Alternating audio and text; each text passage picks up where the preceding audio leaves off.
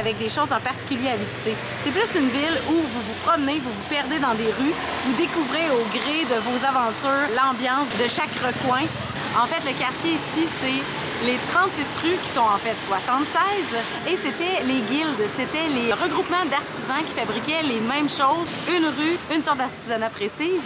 Comme ici, on est dans la rue des trucs votifs, tout pour un petit hôtel religieux chez soi avec de la poterie puis des mini-bouddhas et compagnie. Ça donne une ambiance assez extraordinaire. On passe un bon moment, c'est assez vivant, vous devez vous surveiller pour pas vous faire frapper, mais c'est nettement moins pire et moins achalandé qu'à Ho Chi Minh City. On en profite.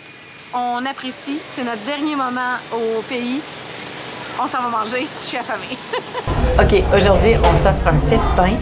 Ça a l'air exquis et une chose que j'adore, tu t'assois, on te sert avec le sourire et tu n'as rien à commander. La nourriture s'impose d'elle-même sur ta table. On t'offre tout ce festin sans que tu aies rien à commander.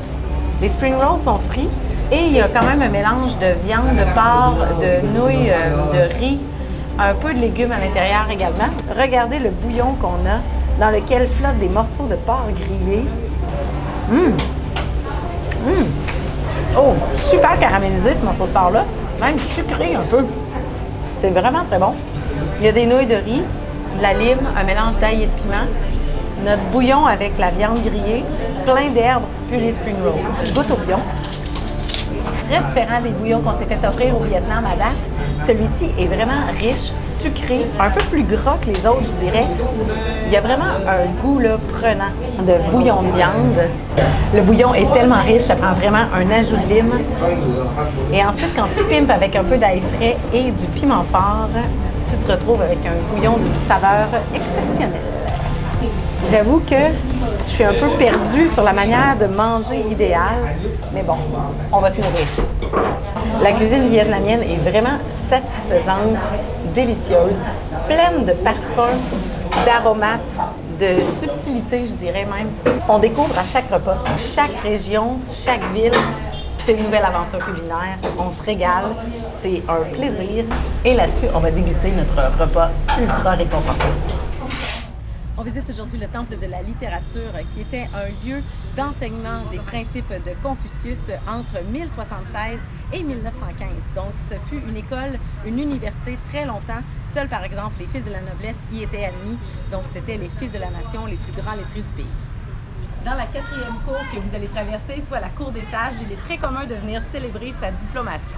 Nous avons aujourd'hui une classe, peut-être quoi, de 3e, 4e année, avec leurs petits chapeaux. Ils sont absolument charmants et c'est la remise des diplômes. Le principe des hautes marches pour entrer dans un bâtiment est significatif des lieux qui sont vraiment de haute noblesse quand vous êtes obligé de vous pencher pour entrer. Donc, vous faites un bar automatique.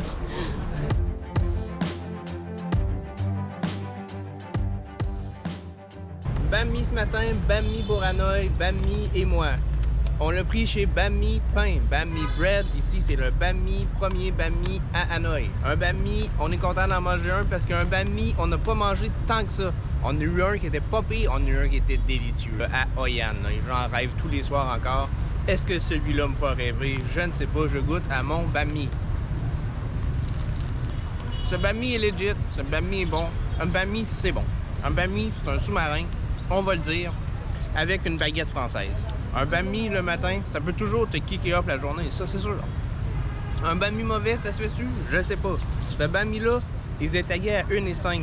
Donc les locales prennent pas tous ce Banh Mi-là, parce que 1,5, c'est cher pour un Banh Mi. Mais pour les touristes, ça fait la job. Des fois, ça vaut la peine, on aime ça être local. Ah, moi je mange local. Moi aussi, je suis de même, j'aime ça aller dans les places ultra locales avec les Vietnamiens. Mais pour le Banh Mi, pour avoir un peu de qualité, des fois, ça vaut la peine de mettre le dollar, le loonie pour le Banh Mi. On l'a fait ce matin, il est délicieux. Est-ce qu'il est meilleur que Yan? Je ne sais pas. En fait, je sais, celui-là de Yan, c'est celui à arrêter au Vietnam. Mais si vous êtes à Hanoï, vous n'êtes pas à Yan, c'est les mêmes lettres, mais quand même. Vous prenez ce Banh Mi-là, le Banh Mi Bread. Un très bon Banh Mi pour starter la journée. Banh Mi.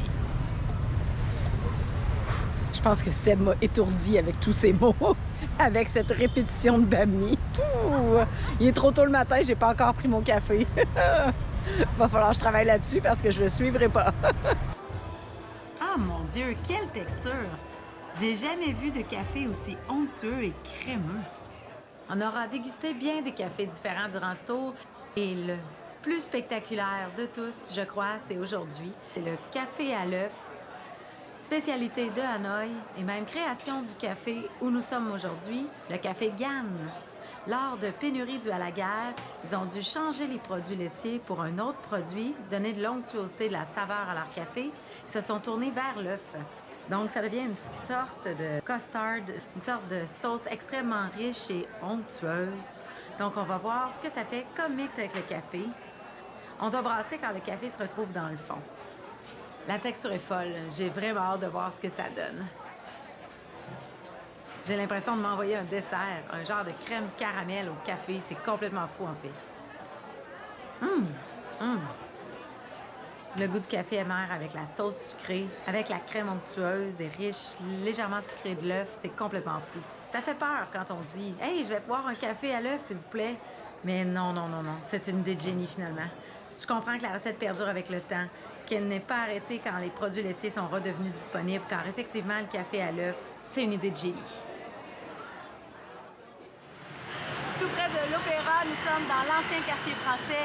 L'architecture des lieux et les commerces qui y sont installés donnent une petite ambiance européenne. C'est vraiment charmant et un petit peu moins achalandé côté véhicule, donc ça aussi, ça fait du bien.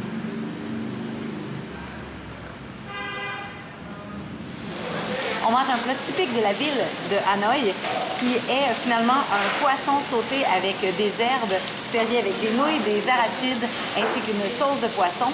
C'est un poisson de rivière qui est très apprécié dans la région.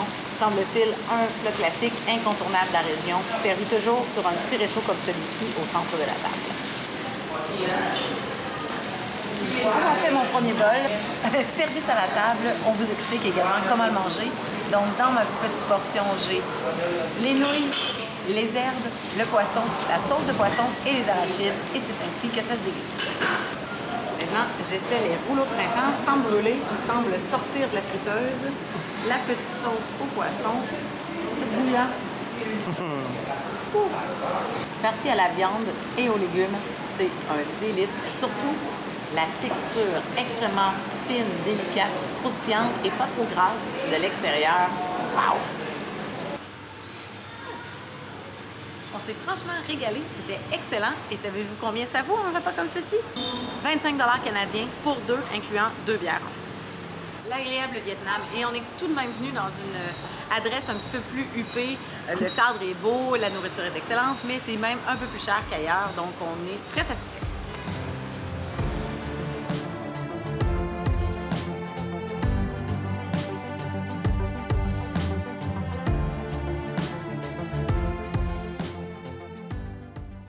Il n'y a jamais trop de crème glacée dans une vie, donc on goûte la plus célèbre de Hanoï, ouverte depuis 1958. Sébastien y va avec une petite palette au coconut. Excellente. Et j'y vais avec des mochis au café. Donc mochi, mais glacé à l'intérieur avec la crème glacée, ça me semble parfait.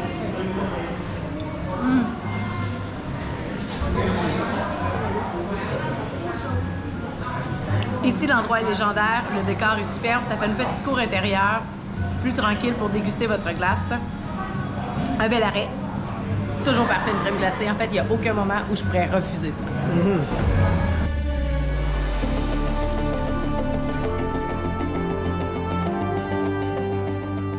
Un des lieux emblématiques de la ville, Hanoï, c'est ce pont rouge. On n'a pas grand-chose à vous en dire, à part que nous aussi, on a un pont rouge pas loin de Québec.